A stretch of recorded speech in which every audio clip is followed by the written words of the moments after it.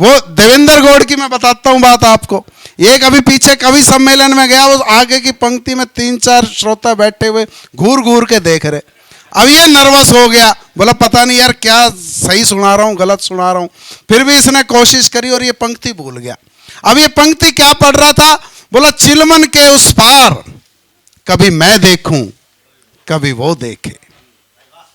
अब अगली पंक्ति भूल गया।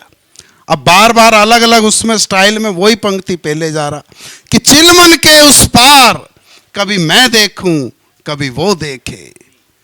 चिलमन के उस पार कभी मैं देखूं कभी वो देखे। सामने एक श्रोता खड़ा हुआ, बोला आग लगा दे चिलमन को, ना तू देखे ना वो देखे। अब बताओ बेचारा चिलमन की क्या गलती? गलती आप लोगों की होती है। एक बार ताली बजाओ ढंग से।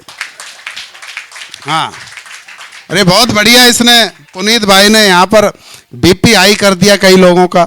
कई कह रहे थे कि हास्य कवि सम्मेलन है, पहले ये वीर रस का। देखो अगले का काम है, उसका यही काम है, वो यही करना जानता है।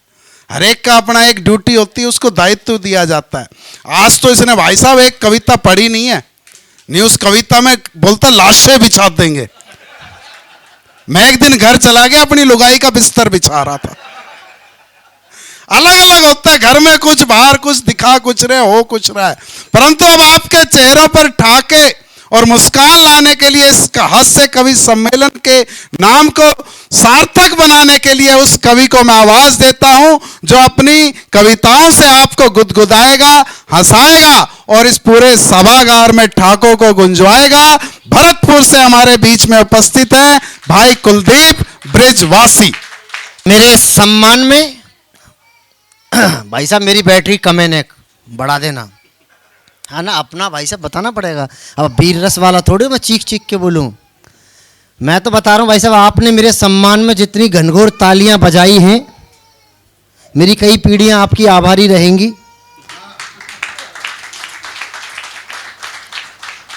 थोड़ा बेस कम कर दो इसका। हालांकि बेबी को बेस पसंद है, वो अलग बात है, मुझे नहीं है। हाँ मुझे नहीं भाई साहब, बाबू को वो बिल्कुल बेस पसंद नहीं है। मैं तो सच बता रहा हूँ। देखिए अब ये ताली वगैरह बजाने की बात कर रहे थे, सच बता रहा हूँ कसम फेसबुक की और कसम उस पर लगे मेरे पासवर्ड की। आपकी तालियां मेरे लिए वही काम करेंगी जो बाबा राम रहीम के लिए हनीप्रीत किया करती है। नहीं मुझे पता है आपका टेस्ट कहाँ अटका हुआ है। भाई ले ले, बढ़िया से ले ले, यहाँ मेरे से सुंदर कोई है भी ना। लेकिन एक बात करना, फोटो तो मेरा ले ले भाई, पर अखबार में मेरा फोटो ना चिपका देना। क्योंकि कई बार क्या होता है, अखबार वाले ना जो सबसे सुंदर होता है उसी का फोटो चिपका देते हैं। अब यहाँ मेरे से ज़्यादा सुंदर कोई है ही नहीं।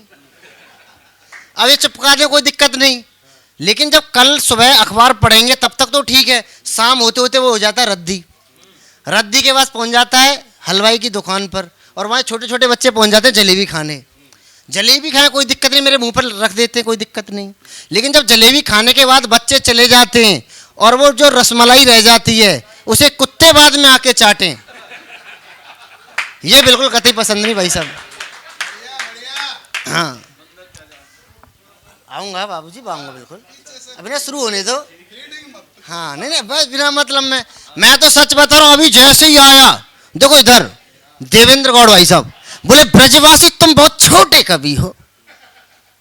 बाहर निकलते जैसे यहाँ घुसे हम अंदर, ब्रजवासी संभल के रहना तुम बहुत छोटे कवि हो। अंदर बैठते ही ब्रजवासी तुम ना सबसे छोटे कवि हो। अब बताओ ये बात भी कौन करे जिससे हाइट में पूरे 5 इंच बढ़ाऊं।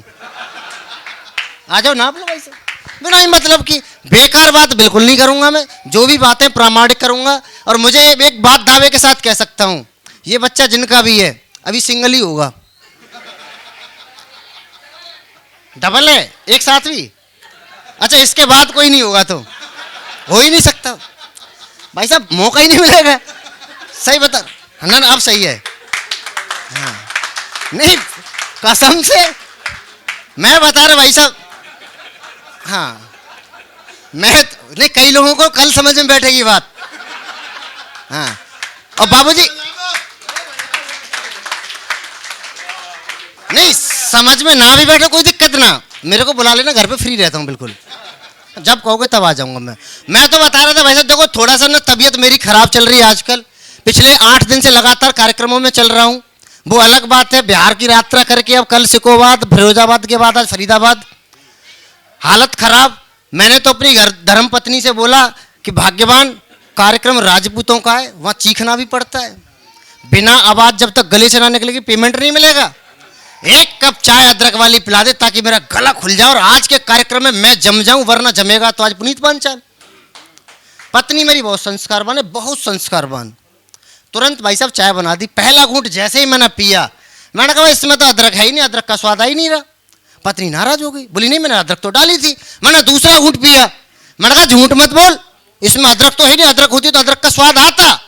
पत्नी तुरंत गुस्से में किचन में गई और वो बर्तन लेकर आई जिसमें चाय बना रखी थी, आके दिखाने लगी ये देखो कुटी हुई अदरक है या नहीं। मैंने एक घूंट और पिया, मैंने कहा यार अदरक नहीं है भाई साहब, मैं दावे के साथ कह सकता हूं, अगर होती तो स्वाद आता।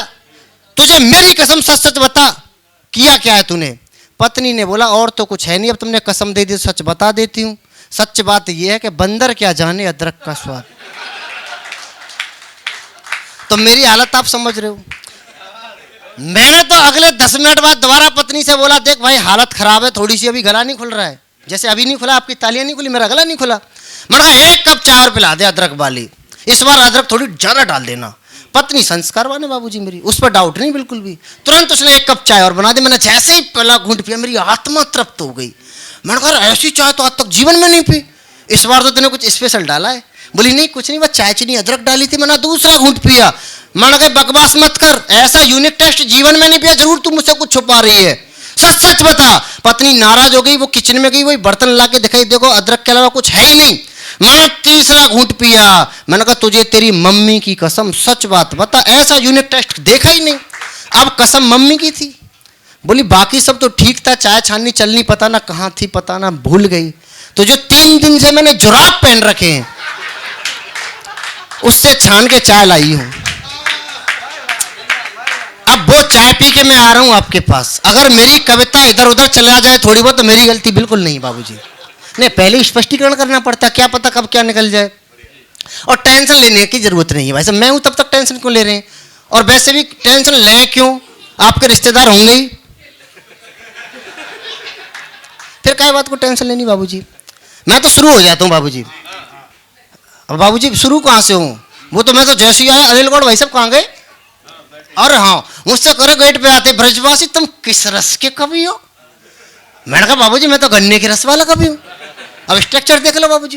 बोले नहीं नहीं ऐसे नहीं, ऐसे बताओ जैसे पुनीत पांचाल वीर रस का कवि है।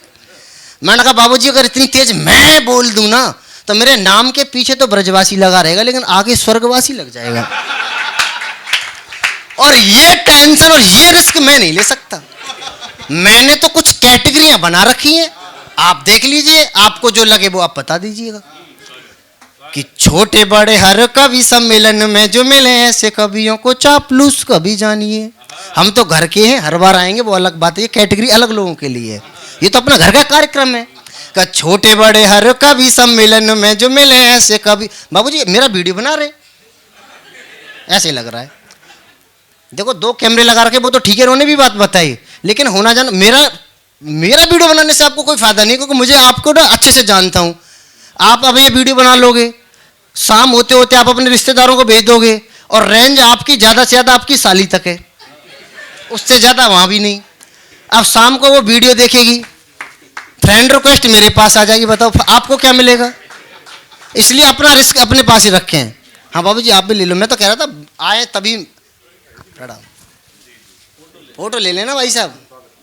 हाँ जी हाँ, मैं तो बता रहा था बाजी बिना मतलब में आप अपना वर्तमान खराब कर रहे हैं, मेरा भविष्य बिगड़ रहा है इस चक्कर में। एक ताली कम आ रही, वैसी तालियां कम बज रही हैं यहाँ पे। हाँ एक बार बजा दो, बढ़िया आ गया ना। ना घरवाली को दिखाना पड़ता बाबूजी को, हाँ है मौला है, क्योंकि घरवाली मेरी सच में इतनी संस्कारवान है क्या बताऊं। अभी नवरात्रि गई थी कुछ पिछले दिनों, नवरात्रि के 9 दिन व्रत रखी भाई साहब।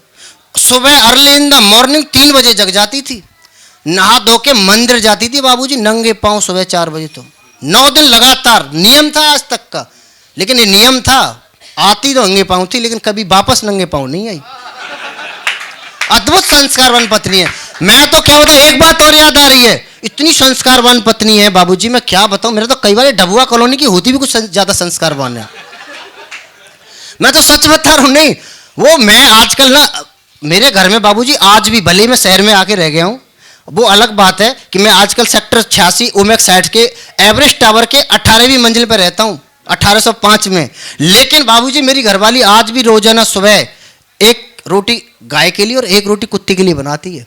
वो अलग बात, 18वीं मंजिल तक ना गाय पहुंच पाती ना कुत्ता, लेकिन भाई साहब संस्कार वाले बनाती है। वो अलग बात है, शाम होने पे वो मुझे ही खिलानी पड़ती है। मैंने तो एक दिन पूछ लिया, ये सब तो ठीक है बनाती है, लेकिन मुझे खिलाती क्यों है? बोली देखिए बात ये है, मैं धर्म से जुड़ी हुई हूँ, ऐसा नहीं पुनीत पांचाली धर्म की बात बताएगा। बोला दरअसल बात ये है, तुम कुत्ते की तरह तो वफादार बने रहोगे और गाय की तरह बिल्कुल सीधे साधे बने रहोगे, इसलिए खिलाती हूँ। एक बार तालियां बजा दो, अभी मैं खुल नहीं पा रहा हूँ। मैं तो बता रहा था कवियों के, मैंने तो कैटेगरियां बना रखी हैं, क्या छोटे बड़े हर कवि सम्मेलन में जो मिले ऐसे कवियों को चापलूस कवि जानिए, और 4 पंक्ति बोलकर 4 कविता सुनाए ऐसे कवियों को तो खड़ूस कवि जानिए। और मंच पर बैठे बैठे 4 चाय पी में आएंगे अभी बाबूजी, घबराओ मत, मैं उन बोल के आ गया, बोलो अभी बन रही है अभी। हाँ ना, बस अपनी मार्केटिंग अपने आप करनी पड़ेगा, मेरे को जरूरत है।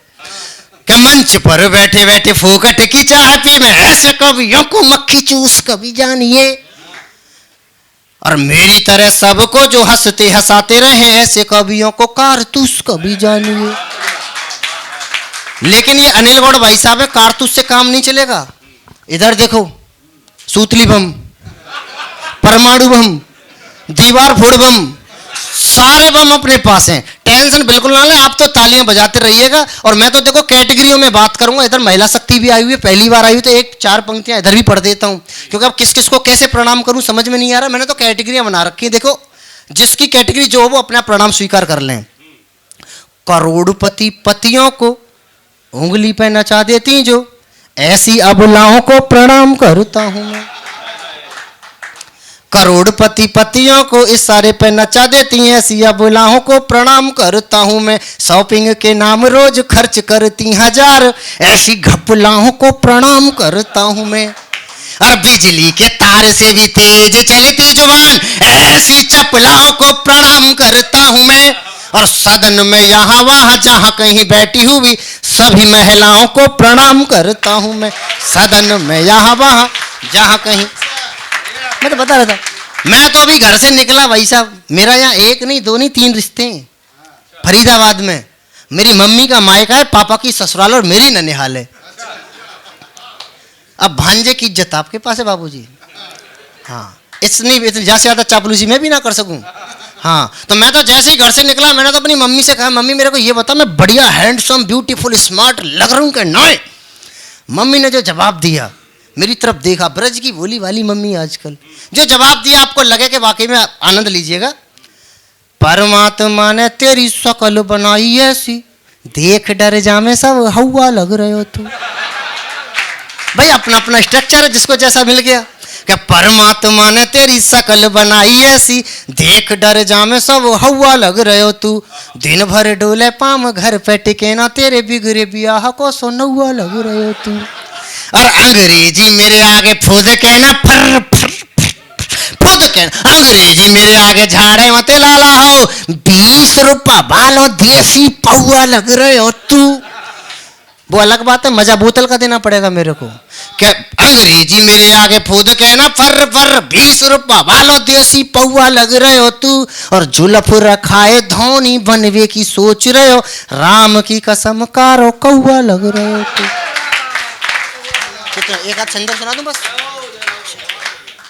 मैं तो बता रहा था, अब ये क्या नाम है, वो ये कर दिया, वो गानों के बता रहे तो गाने ऐसे आए वैसे आए। मैं बता रहा हूँ बाबूजी, मैं बता रहा हूँ मोदी जी का भी योगदान है फिल्म इंडस्ट्री में। मैं सच बता रहा हूँ, इनका इतना अद्भुत योगदान है, आप समझ जाओगे। मैं सिर्फ फिल्मों का नाम लूंगा और देखिए कहाँ से कहाँ बात आती है। क्या फिल्म वालों ने जिसको बनाया बाबरची, फिल्में देखो कहाँ से शुरू हुई थी, 70 में आई थी बाबरची। कि फिल्म वालों ने जिसको बनाया बाबरची, बाद में उसी से फिर रोटी बनवाई थी। 1972 में बाबूजी भाई बाबरची जो रोटी वही बनाएगा। कि फिल्म वालों ने जिसको बनाया बाबरची, बाद में उसी से फिर रोटी बनवाई थी। जनता का स्वाद देखते हुए प्रोड्यूसरों ने आलू चाट नमकीन खिचड़ी खिलाई थी। कि खट्टा मीठा गरम मसाला सैंडविच और मुंह मीठा करने को बर्फी खिलाई थी। इतना खाने के बाद मोदी जी की आई याद, तब कहीं जाके टॉयलेट बन पाई थी। इतना खाने के बाद मोदी, खाते खाते चल रहे बिना ही मतलब में। और भाई साहब मोदी जी से तो मुझे याद आ रहा, भाई पिछले महीने एक त्योहार निकल के गया है, प्रेम चौदस, वैलेंटाइन डे। मेरे को महीने में इतने प्रोग्राम नहीं मिलते बाबूजी, 7 दिन साप्ताहिक त्योहार चल रहा। मैंने भी ना प्रयोग किया, जो परिणाम निकला, आखिरी 4 पंक्तियां पढ़ के अपना स्थान लेना चाहता हूं। जो 4, हाँ स्वागत, कितना अच्छा लगा। हाँ नहीं, आखिरी में तो मजा ही अलग आता है। और मैं तो बता दूं भाई जीवन में प्रेम किससे करना चाहिए वो सुन लीजिए, क्योंकि ये तो बेकार की बात है। मैं 4 पंक्तियां आखिरी पढ़ देता हूं। जीवन में प्रेम किससे करना चाहिए? साधु संत कहते हैं राम से लगाओ नेह, राम नाम जपने से प्राणी तर जाएगा। और ऑफिस में बॉस कहे काम से लगाओ नेह, काम ही तरक्की में तुम्हारे काम आएगा। और मित्र बोलते हैं नेह मित्रों से लगा लो, क्योंकि बुरे वक्त में भी साथ मित्र ही निभाएगा। किंतु घर वाली बोली नेह मुझसे लगा ले, वरना तो कुलदीप भूखा मर जाएगा। बहुत बहुत धन्यवाद।